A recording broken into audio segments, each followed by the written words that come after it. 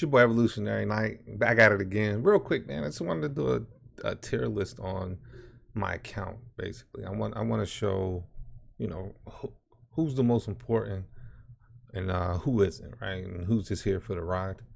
Uh, right now, I got this is basically 1 month. We're at the 1 month in a release. Um, I got a healthy amount of characters, I believe.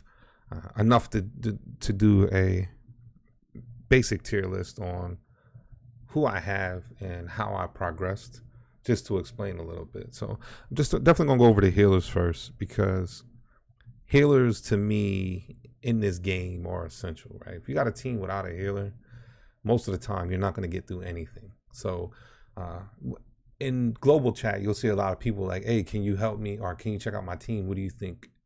I can't go any further. What do you think I should change? And most of the time you'll see a lot of new players without healers, right? So explaining to them that even if it's the healers a lower level, heals are always going to help you progress. So you always want to pump, and you always want to put a healer in, because regardless of what's going on in the fight, any heal, whether it's low or not, is going to help progress it, right? So right now for me, of course, Serena, I'm going to be biased, right? Because she helped me through a lot of the content, and Maserani just came to the game for me. But right now, healer wise, she's just second to none. Actually, her and Maserani are pretty much on the same level. I ran the same content that she did with Maserani, like soloing the 15 Dessa caves and stuff like that, and he was able to perform just like she is. But being that he has AoE heals, sometimes my tank won't survive a match because of not getting single heal like Serena can do. So right now for my account, Serena, I want Maserani to be better because he's a triple S, he has all the flair. But with the way I use my man Crate, is just the synergy with them, the defensive buff on her exclusive, and her skills, right? When the Guardian Angel is chanting, all allies units shall have their defense increase based on Serena's max HP. The defense buff shall not exceed 40%. I just did a video on Storyline showing some gameplay of my Crete, and when she's ulting and my Crete does his spin damage or his jump damage, he's doing a significant mass amount of damage because her HP is high enough to where he's probably getting that 40% buff from her, and then he's doing massive damage. So that synergy and everything else right now, she just edges out as the number one healer, and that's taking nothing from Maserani on my account. It's just where we're at now. If I get him, if I can get him up there in the Immortal to maxed out and really get to test them next to each other, then I'll put them in similar gear, so forth and so on.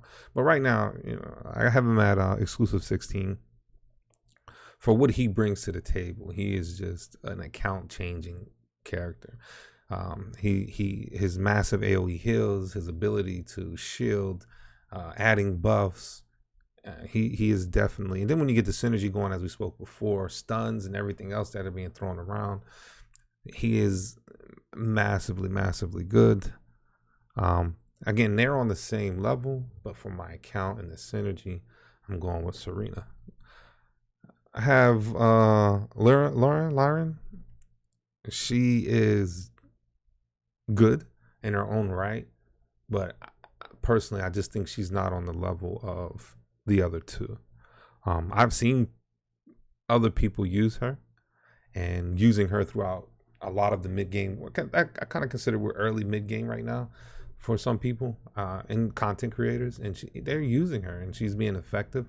But I think just overall, she is just not on par with the other ones. It may need a buff or whatever it may be, or maybe she just doesn't synergize with the team I have, and that's something you have to take into consideration as well. If you're going, if she gives certain skills or gives certain buffs that's going to help affect another tank, like say she throws this certain shield and Hercules this defense, and it's working, then it works for you and it's good for your account. And that's what you got to take into consideration when you watch other people's accounts and you're watching other creators or myself throw things out there.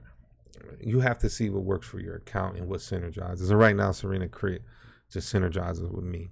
All right, so moving on, we're just going to talk tanks and damage, right? Just those kind of, you use that as a basis. It's difficult, right? Because it's a 1 and 2, right? For the best characters on my account right now. And it's Crit and Bailey. These two are just amazing. But Crit will, it's hard, man. Obviously, Bailey is a monster, right? And you having Bailey is definitely a benefit to the people who can get them. But Crit being free and what he brings to your team, what he brings as far as progression, his ability to push through character content, he's going to take you and get you to 2 or 3 chapters once you get him, because he is just that good if you gear him correctly. I have his exclusive at 24. He's just such a monster. His ability to absorb so much damage, and then the damage he can potentially put out. He's not necessarily going to push you through the dungeon contents, but when it comes to anything AoE related, storylines, stuff like that, I mean, he's going to push you through it. He's capable of tanking all of the bosses as well, so he brings a dynamic of damage and tanking that if you have a low level healer and your healer's struggling and you haven't been lucky enough to get dupes and things like that, your healer would benefit greatly from having a Crit on your team tanking. And as long as you build him out correctly and you're using the correct prototypes, I would say Crit is definitely maybe my number one, with Bailey close behind, because it's still difficult, man, because Bailey is giving you everything you need. The Jedi here is giving you everything, or Sith Lord, but he's giving you everything you need as far as PvP damage, PvE damage, events. He's that guy, definitely that guy. PvP, if you're trying to be at the top of PvP, especially around the time that we're at 1 month in, if you don't have a Bailey, you're pretty much, it's going to be a wash for the top spots. Bailey's ability to get in the back line, knock down healers, and things of that nature is just second to none. Where Crit needs situations to put out DPS. He needs to be able to group enemies.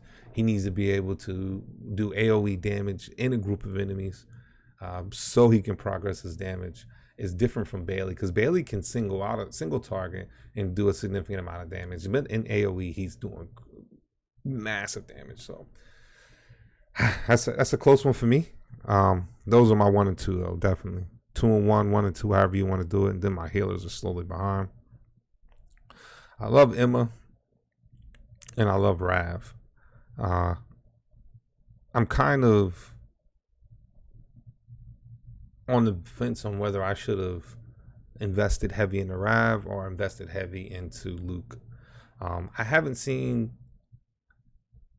There's a lot of bosses that I could fight with Rav that are situations that I can use Rav in where I highly benefit from, right? Because Rav does a ton of burst damage, ton of AoE damage, and she's very beneficial. But at the same time, Luke provides a ton of damage and a defense down. The one thing that made me go the Rav route was, excuse me, Crit also has an AoE defense down. So if I'm getting the AoE defense down from Crit, then I decided, look, I'll go Rav. And but essentially it benefits me at this time because my Marsh 15, I have to manually use her AoE to get the ads down so they don't wipe my team. So I definitely will put Rav as maybe my 4th best character right after my healers, because she's helping me progress on some bosses, and she's helping me progress in the marsh. I wouldn't be able to do 15 marsh without her at this time because of my ability to get all the ads down. I can manually alt and wipe the ads and be good to go. So she's really helping my account progress. So I have to go with her over Emma at this time, because even if with the Dessa Caves, Emma is amazing because of her multi-shot with the boss when the shield's up, but Rav also provides multi-hits in that instance.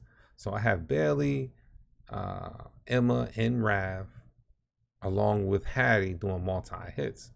I could remove Emma from that team and still get the shield down. So again, I'm not knocking Emma. I'm not saying that she's worse than Rav. Again, it's my account. What the things that I'm doing in Rav has been better for my progression, because Emma is unique when it comes to single target bosses. She can be a monster. Even in storyline mode, when you get the tanks, it's instances where she's better than Rav because she can single down a tank and melt him to half level, quarter level, and then Bailey's cleaning up the ads or Crete, and then Bailey will come back and be able to down that tank. Where Rav is not, if Rav's in the back line and she doesn't get to move forward, her AoE is only hitting that tank, and you're never going to make it through. So for my account, I'll definitely have to say I'll put Rav slightly over Emma in that process, because I believe I could get through specific content without Emma and having Rav with the makeup of my team. So that's that for them.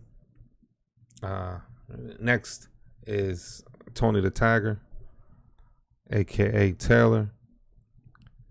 Well, like I said, I can replace Emma because I have this guy. His multi shots into the shields, into bosses, whatever it may be, is similar to what Emma can do, except for Emma does it better. She puts out a lot more damage than he could ever imagine, and she's also triple S. But again, I can substitute Emma, where Rav, I can't. I don't have a substitute for her currently at this time that does the same amount of damage. But I can substitute Taylor with Emma. He's the free to play version of Emma, in my opinion. As far as multi attacks, I mean, he does an excellent job, especially in the dome. He can dive into the dome, ramps damage up like crazy. So I will put him as a substitute. I will put him and Hattie even, right? Because again, when I'm looking at it from the perspective of my account and progressing and what content I use them in, Hattie's a beast, right? Hattie's providing all kinds of boosts, tanky as heck, does a significant amount of damage in the right situations. So I put her behind Taylor for that reason, because I use Taylor in more situations. If I need to single target things down, if I need multiple hits, Taylor's just going to provide that for me. Hattie gives me a good buff, but now that I got Maserani is going to provide a buff as well, and immune, and shield, so forth and so on. So as much as I love Hattie, I will put Taylor slightly over Hattie, and then I'll put Hattie in that place for my account. Well, that's pretty much it. I really, really, really dislike Randall. I built Randall out, and his damage just doesn't. It's maybe because I had Bailey before him as assassin. His damage is just ridiculously low, and what he's providing to my team as far as synergy is just not there. So that's just my opinion as far as Randall goes. Kane is pretty good, situational. Again, it's hard to judge those guys. I'm going off my account. I'm not saying that he's better or worse than anybody, but I don't have his exclusives up. And because I don't have his exclusives up, you really can't see the potential that they have. So when I get his exclusive maybe to 20, or at least 10, maybe even 20, I can, come back and say, hey, this is why I use him. This is where I'm using him at. This is how good he is. But with their exclusives low and things like that, I'm just not getting, everything out of them that I could, the potential. I maxed out. Well, I wanted to get my healers to 20. That was important to me. I haven't got him there yet. He's almost there. Bailey's at 30. That was critical, right? That was the first one I had to push.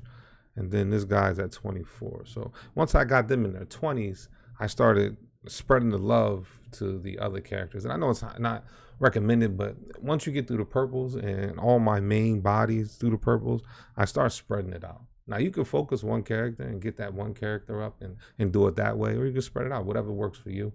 I spread it out because I'm looking at hell modes and I'm looking at the guild bosses, and I want to be able to do, at least if I spread it out a little bit, we'll be doing a little more damage than what we were. One character I really, really, really want to start focusing on and building out, which I should have, is Soretta. Soretta is a beast. Man, this dragon has a lot of potential to do so much damage. He does AoE, significant AoE damage, significant single target damage. This goes back to what I was saying about Emma. I can substitute this guy in for any multi-hitter boss that I need to do that Emma would do. Emma does it far better, but I can substitute him in to get that done. Man, knockback, especially like in PvP or when you got a lot of ads and you're trying to get them focused together. If they're in an area and he does his knockback, or she, and they do their knockback and gets them bunched, and then Creek comes in, man, it's A+. So I gotta work on them, but synergizing with the team and all that good stuff definitely works very well with the team. Synergizes as well. I'm looking forward to getting him geared up a little better and use him in the account. But as far as like some of the content, I do use him in some of the content, so definitely we'll put him up there as well. I just did a video on Hypnos, however you say his name. I want to invest heavy into him. I'm curious to see what he can do in PvP. At right now, I mentioned before, it's the Bailey dance for us. If this guy can lock up the Bailey, and just enough time for my Bailey to get the back line and stuff down, I'm curious to see what he can do. I think that it would be effective and work. So this is not necessarily a tier list. It's just me discussing my characters, who's significant to me right now, who do I use a lot of. Artist was good for me up until about chapter 20, and then level 10, 11 for the dungeons, and he just became obsolete. He's pretty much given to you. I have so many extra copies of him, it doesn't make sense, man. Just 5 right now, just sitting in there with no use for them. Maybe they'll come up with something, in other gacha games you can recycle characters, and maybe they've done it with the smelting. Maybe they'll say, hey, you put 5 in, you'll get a random Vanguard. That'd be pretty dope. Or you can recycle them for purple puzzle pieces. That would be pretty nice as well. Pretty interesting to see. Boar was significant in my account up until I got Creek. His ability to tank was very nice. I really liked him. So I used him up till I got Creek. When I got Creek, he became pretty much obsolete unless I get into a place to where I need 2 tanks. Then, they're going to swap up and I'm going to use them in that way. But that's pretty much my account.